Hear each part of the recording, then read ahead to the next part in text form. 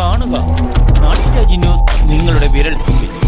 Thodupuzha പുഴയോര bypass റോഡിൽ നിന്നും വൈകുന്നേരം ഉള്ള കാഴ്ചയാണ്. വവ്വാലുകൾ കുടിയേറിപ്പാർക്കുന്നു. നിപ്പ വൈറസുകൾ പോലുള്ള പനികൾ വന്നപ്പോൾ കൂട്ടത്തോടെ ഇതിനെ കൊന്നൊടുക്കിയതാണ്. കാലാവസ്ഥയുടെ മാറ്റങ്ങൾ അനുസരിച്ചാണ് ഇത് ചേക്കേറുന്നത്. പ്രകൃതിയെ മനുഷ്യൻ ദ്രോഹിക്കും തോറും ഇതുപോലുള്ള കാലാവസ്ഥാ വ്യതിയാനങ്ങൾ വർഷം തോറും കൂടിക്കൂടി വരുന്നു. അതിൻ്റെ ചില ലക്ഷണങ്ങളിൽ പക്ഷികളിൽ നിന്നും മൃഗങ്ങളിൽ നിന്നും അവരുടെ വാസരീതികൾ കണ്ടാൽ മനസ്സിലാക്കാൻ പറ്റുമെന്നാണ് പ്രവചനം. എന്തായാലും രാത്രിയും പകലുമില്ലാതെ 4 ദിക്കുകളും ആകാശം ഇരുണ്ടുകൂടി അത്ര ശുഭകരമല്ല എന്ന് മൃഗങ്ങൾക്ക് വരെ മനസ്സിലായി തുടങ്ങി.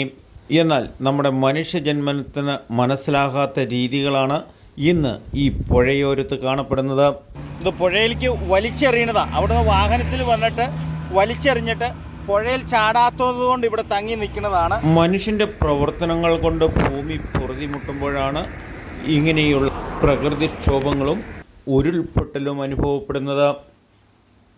ഇത്രയൊക്കെ കണ്ടറിഞ്ഞിട്ടും കൊണ്ടറിഞ്ഞിട്ടും നമ്മുടെ പ്രത്യേകിച്ച് തൊടുപുഴക്കാർ പഠിക്കില്ല എന്നുള്ളതിൻ്റെ നേർക്കാഴ്ചയാണ് പാരിസ്ഥിതിക ദിനം കഴിഞ്ഞ് ഇന്ന് ഈ തൊടുപുഴയാറിൻ്റെ തീരത്ത് കാണുന്നത്. ഇങ്ങനെ പ്രകൃതിദ്രോഹം ചെയ്യുന്നവർക്ക് വീണ വായിച്ചു കൊടുക്കുന്ന ഒരു സർക്കാർ സംവിധാനങ്ങളാണ് ഇന്ന് നമ്മൾ അനുഭവിച്ചുകൊണ്ടിരിക്കുന്നതും എന്നും പറയാതെ വയ്യ.